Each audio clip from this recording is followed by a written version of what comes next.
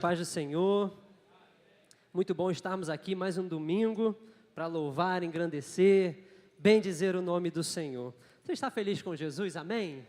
É bom demais servir a Cristo, não é verdade? É uma alegria que não tem fim, né? E hoje pela manhã, né, tivemos aqui a Santa Ceia, nossa igreja, e agora eu não pude estar, acompanhei pela live. Boa noite também, nossos irmãos que estão em casa. Está aqui ou está lá, Gui? Está aqui, essa aqui da frente? Essa aqui. Então, boa noite, pessoal que está em casa nos assistindo. E é maravilhoso estarmos aqui. Hoje, o tema da mensagem de hoje é evidências. E não é daquela música famosa dos cantores sertanejos, não. Não é essa evidência que nós vamos falar, não. Mas nós vamos falar sobre evidências que mostram aquilo que Cristo faz dentro de cada um de nós. Aquilo que Ele já começou a fazer nas nossas vidas. E aquilo que Ele ainda vai fazer. Amém? Mas antes, vamos orar? Vamos agradecer a Deus? Pai querido e amado, muito obrigado, Senhor, por mais um dia na Tua casa. Obrigado, Senhor, pela vida de cada irmão, cada irmã, Deus. Cada jovem, criança, Senhor, que o Senhor atraiu até este lugar, Pai. Sabemos que o Senhor não trabalha com acasos, mas o Senhor já tem um plano. O Senhor já tem uma agenda no seu coração, Pai. E hoje o Senhor nos atraiu até aqui. Então vem, ó Deus, ministrar aos nossos corações. Espírito Santo, vem falar com cada um de nós nesta noite, Pai. Porque nós queremos te ouvir. Nós estamos aqui sedentos, ó Deus, para te ouvir nesta noite. Então vem, ó Pai, vem falar, vem ministrar, vem tocar, ó Deus, vem curar, ó Pai, em nome de Jesus. Vem nos tocar de uma forma especial nesta noite, Pai, através da Tua palavra, ó Pai, que será ministrada, Deus. Que cada um de nós possamos esvaziar, ó Pai, esvaziar o nosso eu, esvaziar o nosso ego, tirar tudo aquilo que não provém de Ti, Pai. Vem perdoar os nossos pecados, vem nos lavar nesta noite, ó Deus, para que o Senhor possa nos encher com a Tua presença, em nome de Jesus. Amém e amém. Evidências. Enquanto eu vou falando aqui, dando uma introdução, você pode abrir a sua Bíblia lá no livro de 1 Tessalonicenses, no capítulo 1. 1 Tessalonicenses, primeira carta aí aos Tessalonicenses, no capítulo 1, a gente vai ler do versículo 2 em diante. Mas evidências pode ser definido como aquilo que demonstra a existência de algo. Algo que não deixa dúvidas. Por exemplo, se você acompanhar a live de hoje, você vai ter uma evidência de que o pastor Jorge estava aqui, ministrando louvor. É algo que não deixa dúvidas. É algo que demonstra a existência de alguma coisa. E o texto que nós vamos ler, aqui em 1 Tessalonicenses, fala das evidências de uma igreja que verdadeiramente era cheia do Espírito Santo, uma igreja que era um exemplo de fé, uma igreja que se empenhava na evangelização e no crescimento do reino de Deus, uma igreja que abandonou o pecado em arrependimento e servia a Deus com devoção genuína. E o nosso objetivo, ao estudar essas evidências nesta noite, é para a gente olhar para a nossa própria vida e analisar se em nós essas evidências estão presentes, essas marcas estão presentes. Se nós temos evidenciado o poder de Deus através das nossas vidas, assim como essa igreja dos Tessalonicenses estava fazendo na sua época, na sua geração. Esse é o nosso objetivo nesta noite. E nós vamos entender quais evidências que agradam ao Senhor. Porque esse é o desejo de todo crente, não é verdade? É agradar a Deus, é estar no centro da vontade de Deus. E quando a gente caminha nessa direção, a nossa vida vai estar cheia de evidências que mostram, que evidenciam que a nossa vida é governada por Deus verdadeiro. Que a nossa vida é governada por aquele que transforma, aquele que cura, aquele que liberta, aquele que faz milagres. E eu creio que o Senhor transforma, cura e liberta. Você crê também? Mas será que as nossas vidas têm mostrado essas evidências ao mundo? Têm mostrado esse poder de Deus ao mundo? O que cremos tem movido o nosso coração e a nossa mente? Será que a nossa crença, ela é manifesta através das nossas ações? Será que quando a gente age, o mundo percebe essas evidências, que tem um Deus poderoso agindo nas nossas vidas? Se Deus sondasse a nossa vida nesta noite, será que Ele acharia essas evidências? Porque os olhos do Senhor estão em todo lugar. Os olhos do Senhor estão olhando para nós a todo momento.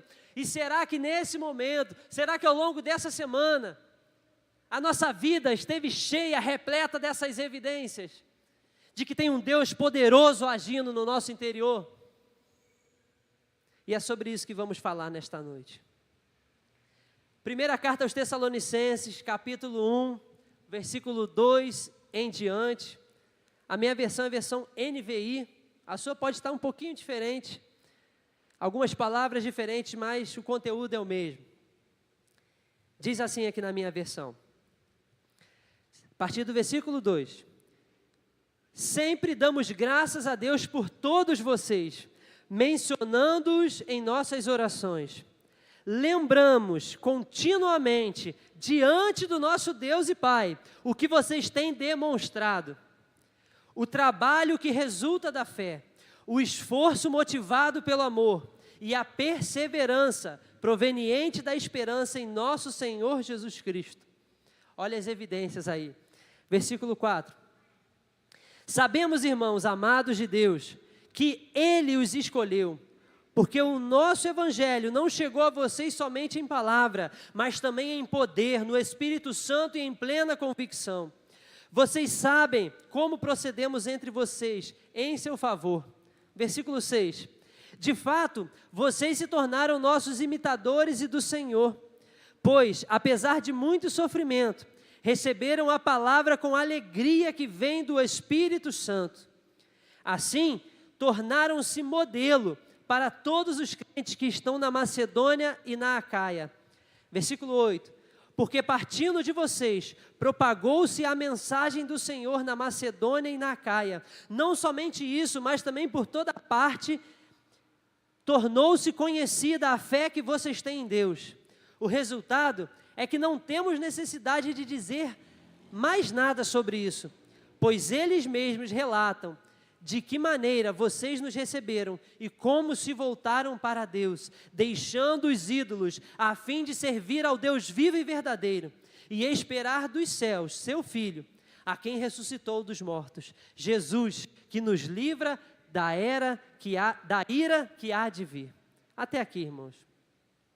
Aqui o apóstolo Paulo, começa a escrever essa carta para a igreja de Tessalônica. É uma carta muito bonita. E aqui Paulo faz um grande elogio. Paulo aqui ele fala, olha gente, sobre essas evidências do agir de Deus entre vocês, sobre a fé que vocês têm, sobre o exemplo que vocês dão, sobre as evidências que demonstram o agir de Deus no meio de vocês. Eu não preciso nem dizer mais nada, porque vocês já entenderam, já compreenderam o evangelho que foi pregado, e vocês vivem essa verdade, porque o testemunho de vocês vai chegando em outros lugares. Aqui é citado a Macedônia e a Acaia, são regiões aqui, próximas da igreja dos Tessalonicenses, onde hoje ali tem um pedaço da Grécia. E ele fala, olha, as evidências de vocês, do agir de Deus na vida de vocês, o testemunho de vocês, está chegando em vários lugares. Em vários lugares. E o que as pessoas têm dito a respeito de vocês, é que vocês têm sido uma igreja fiel a Deus.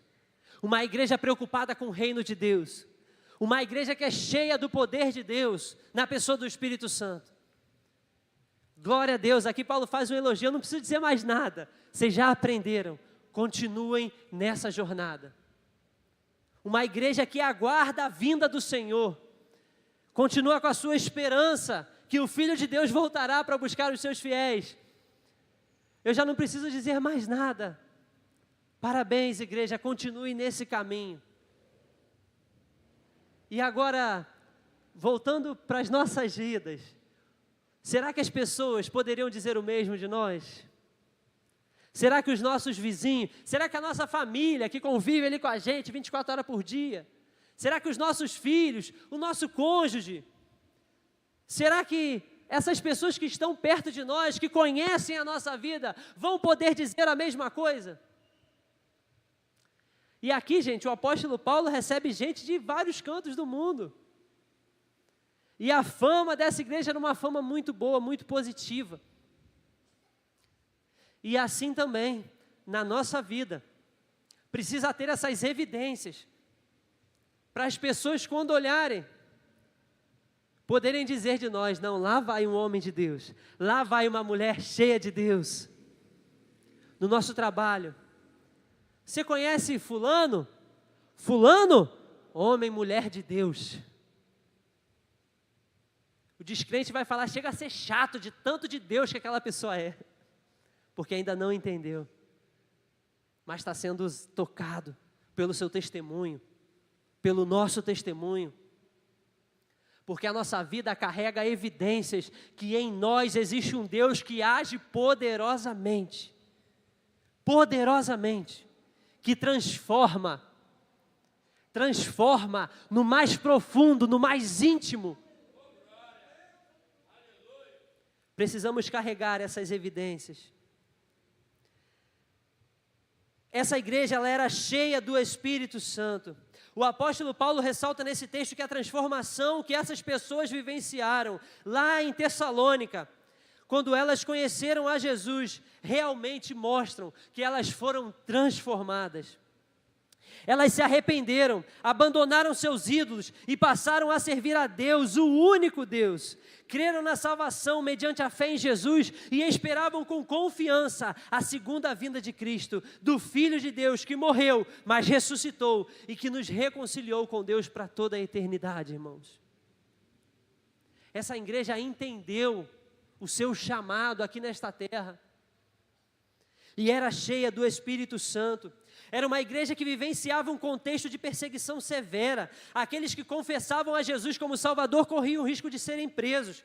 O próprio apóstolo Paulo, juntamente com Silas, quando estiveram nessa cidade pela primeira vez, tiveram que sair de lá na calada da noite para não serem presos. A Bíblia nos conta lá no livro de Atos que Jazão, que deu hospedagem a Paulo e Silas, ele foi preso por abrir as portas e receber esses homens de Deus. Essa igreja que tinha tanto judeus que creram que Jesus era o Messias, quanto os gentios, gente que vem de origem grega, que tinham a sua fé numa religião completamente diferente do cristianismo. Era uma igreja que tinha essa mistura, com pensamentos diferentes, com costumes diferentes. Mas mesmo com toda essa dificuldade, aquelas pessoas creram e firmaram a sua fé em Jesus. Em meio às dificuldades, elas perseveraram no propósito para o qual foram chamadas. Perseveraram, ficaram firmes, não desanimaram. No propósito para o qual foram chamadas de propagar o reino de Deus a todos. Essa igreja também recebeu dons, milagres, prodígios de Deus, vivendo um derramar do Espírito Santo, sendo batizados e revestidos no poder do Espírito Santo. Era uma igreja onde também o Espírito Santo ministrava e era derramado de uma maneira especial. Mas o que eu quero chamar a atenção nesta noite não são esses dons de milagres, dons de cura, prodígios, dons que o Espírito Santo derrama para a sua igreja. O que eu quero chamar aqui foi para o maior dom que o Espírito Santo derramou naquela igreja, que era o dom da salvação.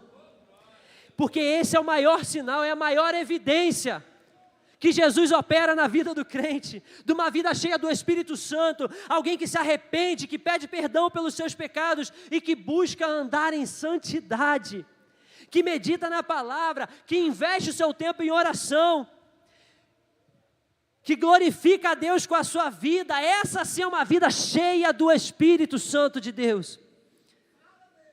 Irmãos, nossa igreja, você que ainda não conhece, vem, faça aqui a classe alfa que será ministrada para entender que a igreja de Nova Vida é uma igreja pentecostal. Nós cremos que aquilo que aconteceu lá no Pentecostes, em Atos 2, ainda acontece nos dias de hoje. O Senhor ainda quer agir daquela maneira nos nossos dias. Nós cremos nisso, irmão, de todo o nosso coração. Mas, mais importante do que isso, mais importante do que sinais e maravilhas, é quando a salvação chega até um coração arrependido. Essa é a maior evidência, irmãos. Maior evidência. Alguém que verdadeiramente se arrependeu dos seus pecados, que busca andar em novidade de vida.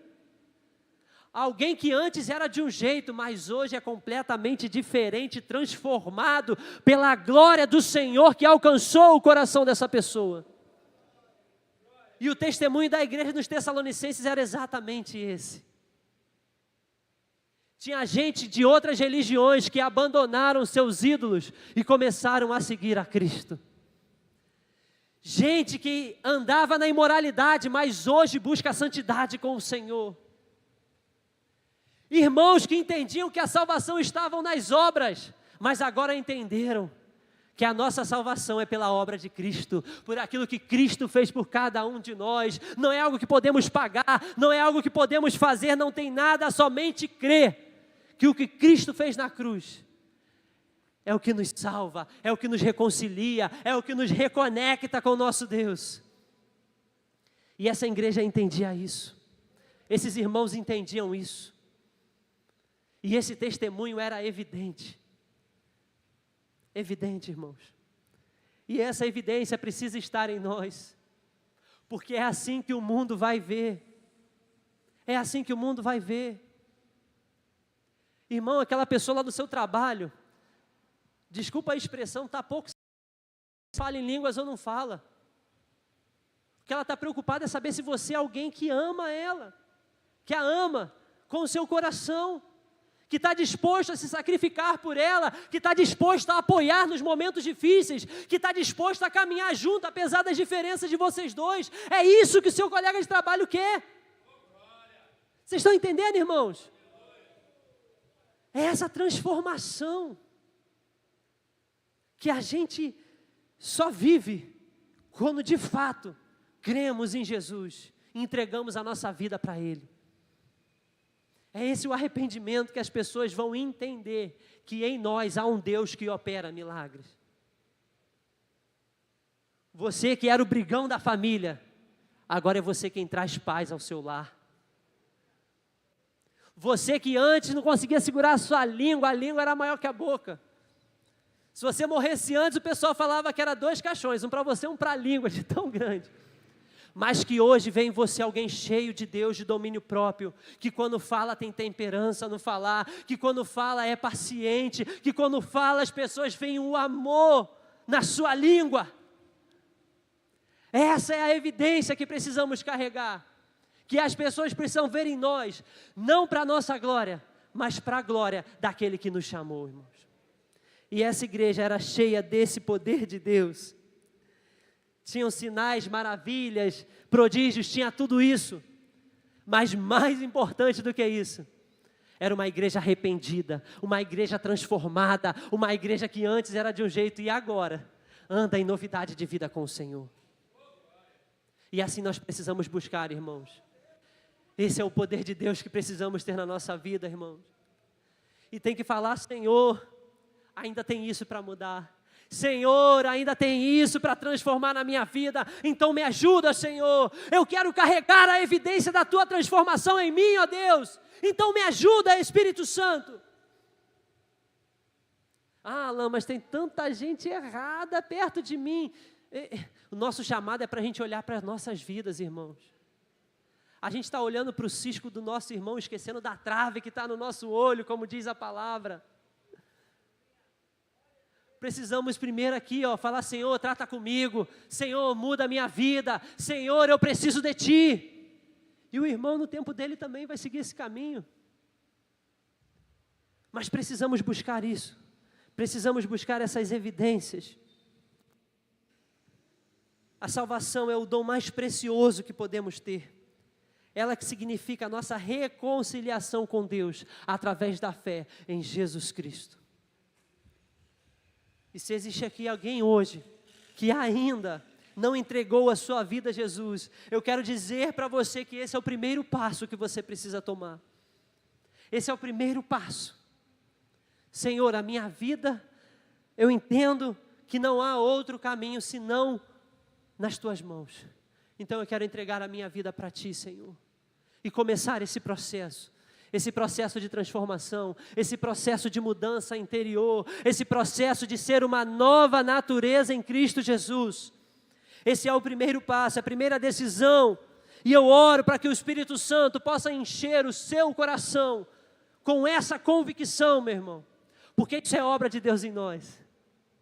É obra de Deus em nós. E eu oro para que esse momento se chegue o mais breve possível na sua vida. E aqueles que já caminham com o Senhor, nosso desafio é outro. Não é de começar, mas é de permanecer. É de falar, Senhor, um dia eu entreguei a minha vida para Ti, mas ainda hoje existem coisas que eu preciso mudar, existem coisas que eu preciso depositar no Teu altar, para que o Senhor possa transformar, mudar, para que eu carregue as evidências de mudança na minha vida, em o nome de Jesus. Assim seremos conhecidos como pessoas cheias do poder de Deus. Outra evidência, está lá no versículo 3 do texto que lemos. Na verdade, são 3 evidências que aparecem aí. Eu queria ler junto com vocês, lá em 1 Tessalonicenses, capítulo 1, versículo 3.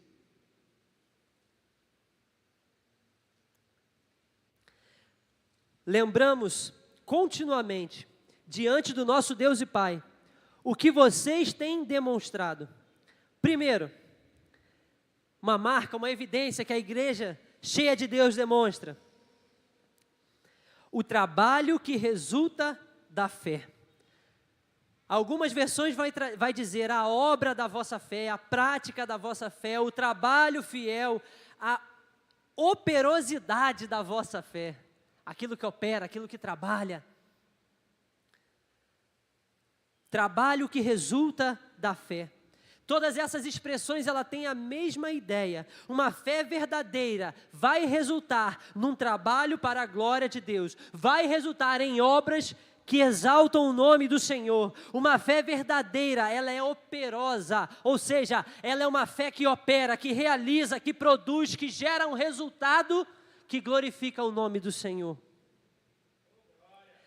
Assim como Tiago, lá no capítulo 2, versículo 16, ele vai dizer a mesma coisa com outras palavras. Ele fala, a fé sem obras é morta.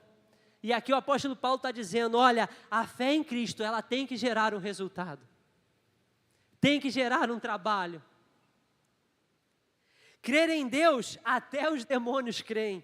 Mas a crença verdadeira, a crença cuja ela vem através da salvação em Cristo Jesus.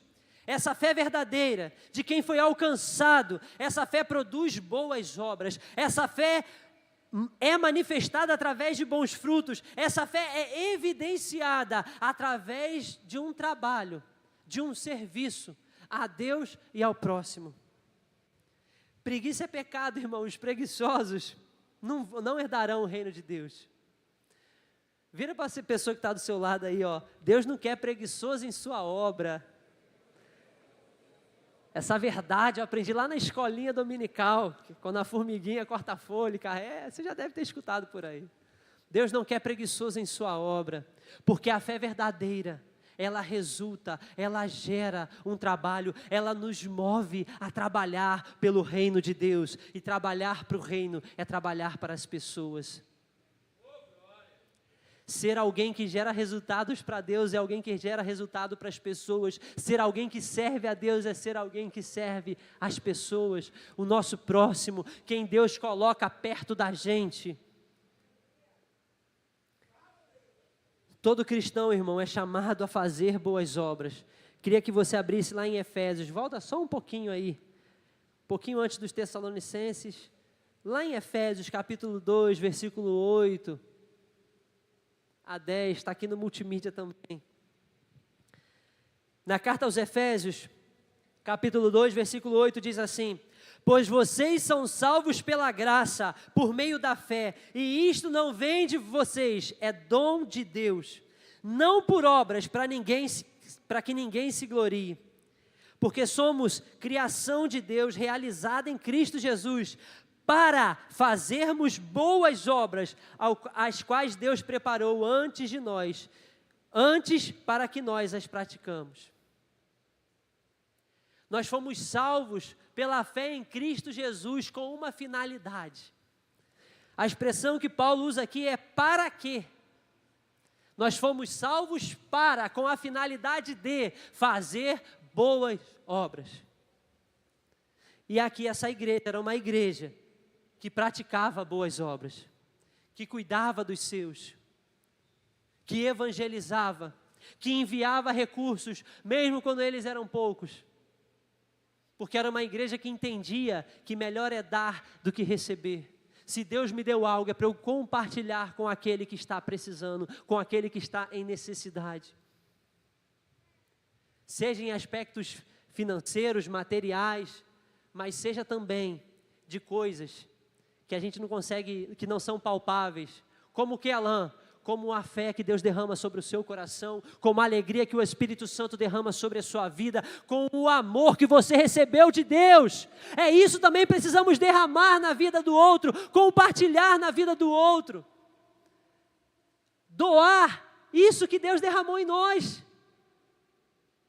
Tanta gente desiludida, esperando que cada um de nós possa abrir a boca com uma palavra de encorajamento. O pessoal vai falar, minha vida não tem jeito, e você vai se levantar e vai dizer, tem jeito sim, eu conheço um Deus que dá jeito, e que pode transformar a sua vida. Mas às vezes nossos lábios parecem que está colado com super bonde, que não abre por nada. Ô super bonde, queima esse super bonde em nome de Jesus. Mas precisamos abrir a nossa boca e falar, irmãos. Abrir a nossa boca e falar, e testemunhar. E falar, irmão, eu creio num Deus que pode todas as coisas. Uma vez aconteceu assim, assim, assado na minha vida, e Deus mudou a minha história. E na Bíblia nós vemos tantas histórias que nós precisamos compartilhar, para que histórias gerem vida nos ouvidos daqueles que estão buscando a Jesus. Ou estão buscando algo que nós sabemos que é Jesus, mas eles ainda não sabem.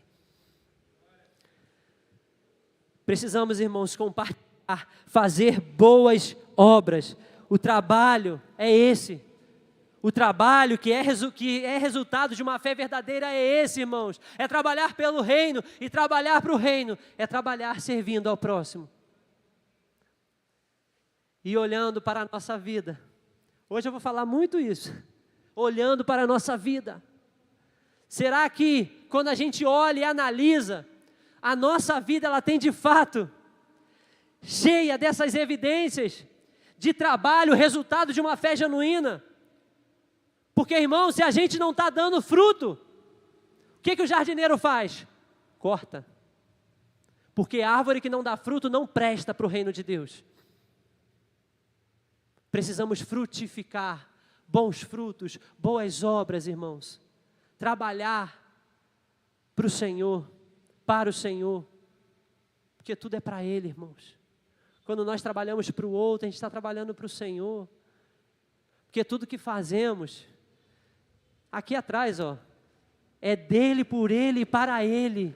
São todas as coisas. O nosso trabalho no Senhor nunca é em vão, ainda que a gente não veja o resultado. Ainda que o resultado não chegue até nós. Mas nós não fomos chamados somente para ver resultados, nós fomos chamados para semear. E no tempo oportuno, o Senhor vai fazer com que aquela semente brote. Vai fazer com que aquela semente cresça e floresça. Mas para isso Ele conta com cada um de nós. Uma evidência de uma igreja cheia do poder de Deus é uma igreja que trabalha. E esse trabalho é resultado de uma fé verdadeira, genuína.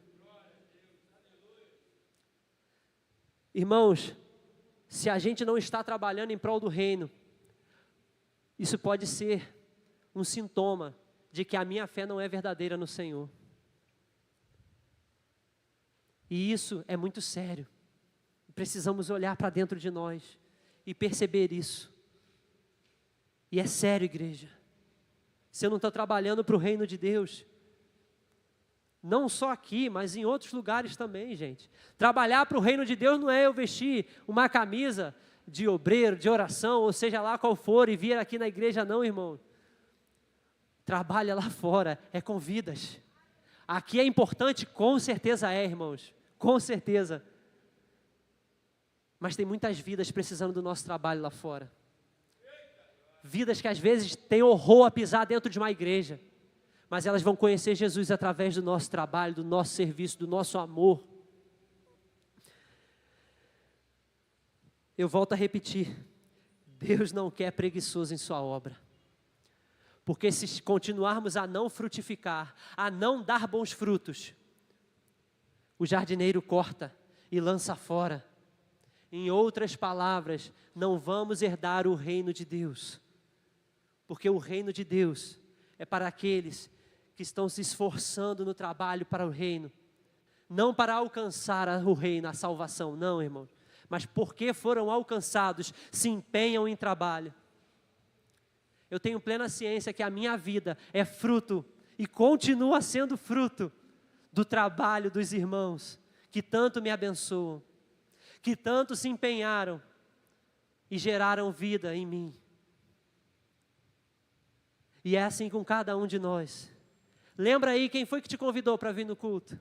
Lembra aí quem foi que te acompanhou? Lembra aí aquele ouvido que ouviu tantas vezes você desabafar em meio ao sofrimento?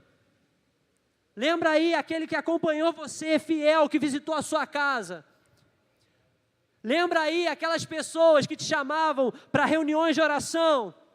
Lembra aí aqueles que estavam aqui se esforçando para essas portas continuarem abertas, irmãos? A gente vem e senta aqui, por quê? Porque tem gente trabalhando, a gente fica tranquilo, sentado aqui, tranquilo, de boa. Com o nosso coração disponível para ouvir a palavra, para ouvir os louvores. Por quê? Porque tem gente trabalhando desde lá de baixo até aqui em cima. Para garantir que o culto permaneça em ordem. Que se houver algum problema, eles vão resolver. Tem gente orando, irmãos, porque o inimigo não fica satisfeito com o que a gente está fazendo aqui, não. Quer separando o nosso tempo para nos encontrarmos com Deus. E eu tenho certeza que essas orações estão neutralizando a ação do inimigo, que tenta tirar o nosso foco. Por quê? Porque tem gente trabalhando em prol disso. Vocês estão entendendo, gente? Nossa vida, nossa fé, ela é regada, ela é cheia de trabalho de outros. Quem lá da sua família orou tanto pela sua vida? A sua mãe e seu pai que colocava as mãos na sua cabeça e falava, meu filho é do Senhor, minha filha é do Senhor. Seu marido, a sua esposa que tanto orou para você estar aqui hoje. As pessoas trabalham em prol de nós. E precisamos trabalhar em prol dos outros. A igreja está entendendo? Glória a Deus. Segunda evidência, outra evidência aí. Além do trabalho que é resultado da fé. O esforço que é motivado pelo amor. Outras versões vão trazer as seguintes expressões. Da dedicação do amor, do trabalho do amor, atos em amor, do amor fraternal abnegado. Todas essas expressões trazem a mesma ideia, que a motivação dos tessalonicenses era o amor. Eles eram movidos pelo amor. Eles não eram movidos por interesse, não eram movidos pelas circunstâncias favoráveis, não eram movidos pelas bênçãos recebidas, não eram movidos pelas recompensas, eles eram movidos pelo amor. O amor que Deus derramou sobre a vida deles, amor que esse tão grande que transbordava e alcançava a vida daqueles que estavam ao redor. Essa igreja entendeu que o amor é a base da nossa fé, que o amor é o dom supremo. Agora eu vou fazer outra análise, olhando para a gente não é tão bonzinho quanto a gente acha que é. A gente se acha muito bonzinho para quem realmente nós somos. Em várias ocasiões, a nossa real motivação é qualquer outra coisa, menos o amor. Às vezes a gente é motivado pelos nossos próprios interesses, revelando a natureza pecaminosa do nosso coração. Muitas vezes o que nos motiva é algum benefício. O que eu vou ganhar com isso? Ah, não vou ganhar nada, então não vou fazer. Não vai me dar um lucro, então eu não vou fazer. Não vai me trazer nada de bom, então eu não vou fazer. Por quê? Porque o que nos move é o nosso interesse de ganhar algo com aquilo. Ou às vezes o que nos move é a visibilidade que aquilo pode gerar. Como será que as pessoas vão me ver se eu fizer aquilo? Como será que eu vou aparecer para as pessoas? O que elas vão achar de mim se eu fizer aquilo?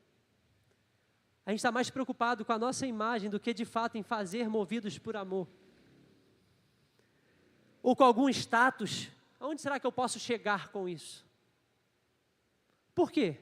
Isso revela que dentro de nós é interesse.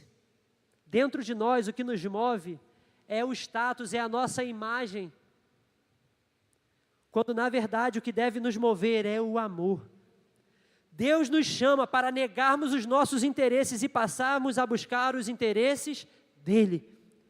Nós somos desafiados a abandonar as nossas vontades e buscar a vontade de Deus. A motivação em Deus, a motivação que Deus nos faz é o amor, irmãos. É o amor. Deus, Ele é movido por amor porque Ele é amor em sua essência. João 3,16, porque Deus amou o mundo. Você conhece o versículo? De tal maneira que deu o seu Filho unigênito para todo aquele que crê não pereça, mas tenha a vida eterna. Por que Deus salvou a humanidade? Amor. Porque Ele amou. Por que essa igreja de Tessalônica se esforçava? Porque ela amava vidas. Ela amava as pessoas. Ela entendia que foi chamada para ser movida por amor. Trabalhar movida por fé, mas sempre em amor. Porque o amor é a base de tudo, irmãos. É a base de tudo. E quando eu estou falando aqui em amor, não é um mero sentimento, não é qualquer amor, não. É o amor que Deus nos ensina através da sua palavra, como está lá em 1 Coríntios, nos versículos 13 a 1 Coríntios, capítulo 13, versículos 4 em diante, vai estar aqui no multimídia também. 13, do 4 em diante, o amor é paciente, o amor é bondoso, não inveja, não se vangloria, não se orgulha, não maltrata, não procura os seus interesses, não se ira facilmente, não guarda rancor. O amor não se alegra com a injustiça, mas se alegra com a verdade.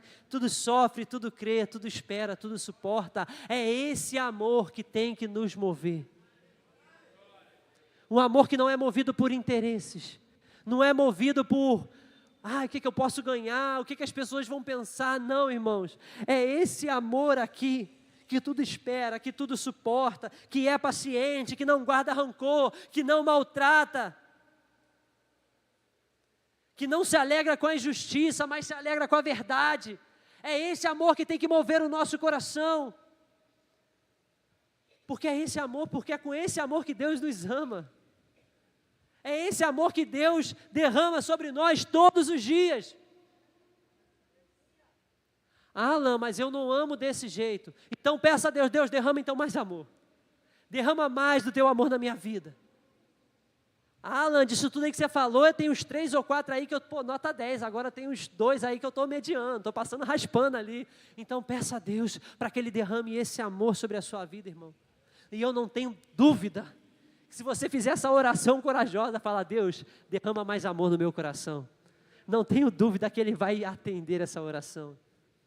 Te dando oportunidades, colocando pessoas perto de você, para você manifestar esse amor. Esse amor. Para as pessoas poderem enxergar Cristo através da sua vida. É esse amor que deve mover as nossas vidas. É esse amor que deve orientar as nossas ações. Que a nossa mente e o nosso coração possam estar cheios desse amor. Irmãos, a gente tem que olhar, o que tem movido o meu coração? Por que será que eu tenho feito o que eu tenho feito? Por que será que eu aceitei a fazer isso? É por interesse? Então eu tenho que rever. Não posso agir por interesse, eu tenho que agir por amor. Se eu estou agindo esperando algo em troca, então tem alguma coisa errada. Eu tenho que agir movido por amor. E ainda que um outro não tenha nada para me dar, isso não faz diferença, eu vou fazer do mesmo jeito. Ainda que eu não seja recompensado, isso não faz diferença, eu vou agir do mesmo jeito. Porque o importante, irmãos, é servir o meu irmão. O que vai acontecer depois, isso aí é depois. Mas não é o que vai acontecer que tem que agir, que tem que mover o meu coração. Mas é porque Deus me amou e porque assim eu tenho que amar. É assim que eu tenho que agir. Movido por amor. Temos que trabalhar, sim, movidos pelo que, igreja? Amor, amor e amor. Esse é um alerta para a gente corrigir as nossas intenções. Eu só faço por fulano porque, fulano me dá uma ajuda. Corrija isso, irmãos. Se você faz e fulano te abençoa, glória a Deus. Mas se fulano não te abençoa, glória a Deus também, o importante é você fazer. Se você entende que Deus está te chamando para servir alguém, faça, irmãos, independente do que vem depois, independente do que isso pode gerar. Alan, mas se eu fizer isso, as pessoas vão achar isso e isso. Irmão, faça. Faça, só faça, irmão. Só obedeça o chamado de Deus para agir e servindo alguém. E depois é depois. Alan, mas minha reputação vai para o lixo. Irmãos, você acha que Jesus estava preocupado com a reputação dele quando foi crucificado naquela cruz? Você acha que Jesus estava preocupado em ficar bem na fita? Não, irmãos, ele foi xingado, ele foi humilhado da forma mais terrível, e às vezes a gente não quer se humilhar, por quê? Porque a nossa imagem vem antes do amor a Deus. Precisamos revisitar essas intenções do nosso coração, e ainda que custe a nossa imagem, a nossa reputação, o nosso bem-estar, se o Senhor está nos chamando, devemos abrir mão de tudo isso para obedecer ao Senhor. Outra evidência, a perseverança proveniente da esperança em nosso Senhor Jesus. Algumas Bíblias vão trazer as expressões firmeza da vossa esperança, firme esperança, paciência da esperança, perseverança que vem de uma convicta esperança. E todas essas expressões, elas querem trazer a mesma ideia. Essa igreja dos Tessalonicenses tinham uma certeza inabalável que Jesus iria voltar para buscar aqueles que permanecerem fiéis até o fim. Eles tinham esperança que o Cristo que morreu, ressuscitou e foi para os céus, iria voltar para buscar. E por isso, eles precisavam permanecer em fidelidade até o final. Fidelidade até o final. Irmão, por que você não desiste? Porque a nossa esperança no Senhor continua viva. Mas Alan, você já está aí há 26 anos na Igreja Nova Vida, buscando ao Senhor? Com certeza. E se Deus quiser, até o final da minha vida, eu quero permanecer fiel, firme. Porque aquele que prometeu, irmão, aquele não falha não. Mas fulano, você continua firme mesmo quando essa doença se abateu sobre a sua vida? Meu filho, porque a doença pode me atingir por aqui nessa vida. E se o Senhor quiser me curar, Ele cura. Mas se Ele não me curar agora, quando Ele voltar, esse corpo aqui que sofre hoje, vai ser glorificado. E eu habitarei com o Senhor no lugar onde a doença não terá poder sobre a minha vida. Você pode aplaudir ao Senhor por isso? Aleluias!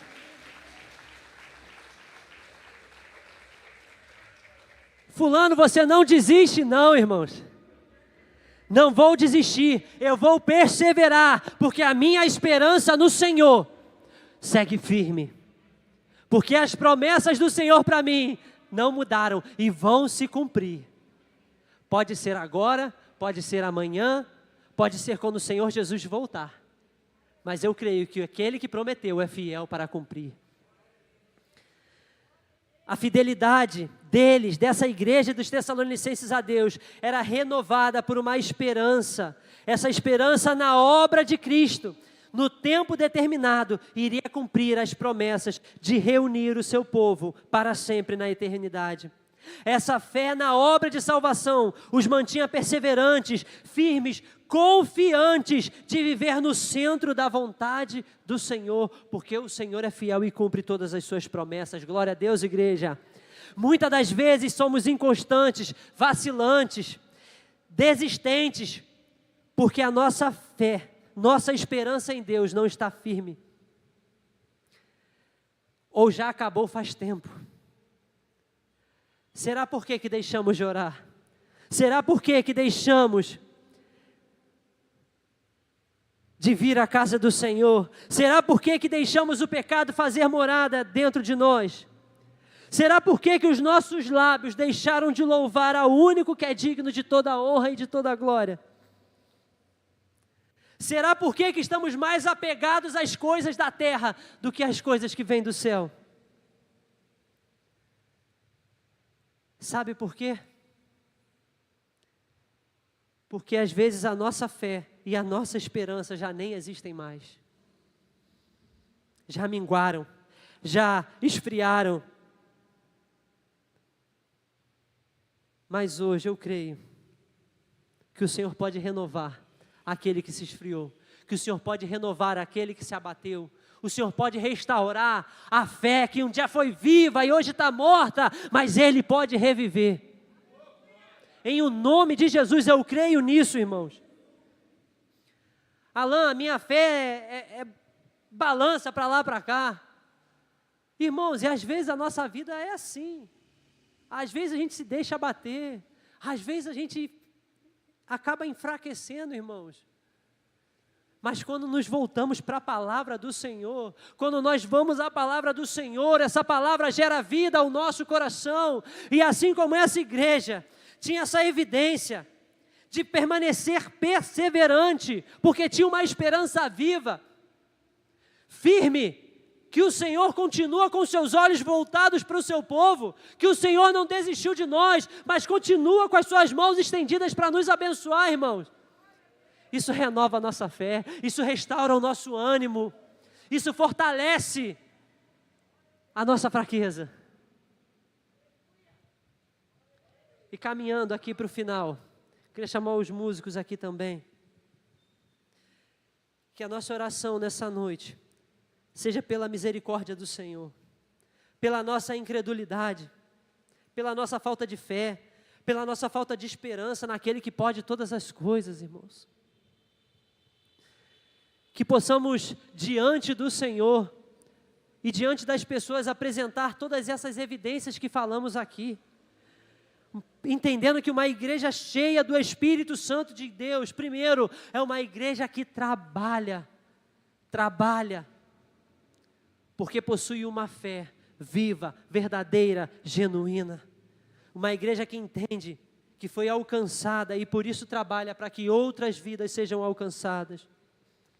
Mas é uma igreja que não trabalha em vão, mas ela se esforça em amor, pelo amor de Deus derramado, que faz aquilo que é certo com as motivações corretas. E uma igreja, conjunto de pessoas que segue perseverante, porque tem uma viva esperança, uma forte convicção, uma fé que o Senhor continua sendo soberano, e que no momento certo, na hora certa, irmãos, Ele vai agir. Eu não duvido disso. Ele vai intervir, Ele vai mudar, Ele vai operar. Ele vai nos dar descanso, vai trazer paz ao nosso coração, vai renovar a alegria, vai nos dar bênçãos, motivos para celebrar. Vai também nos dar provações, tribulações.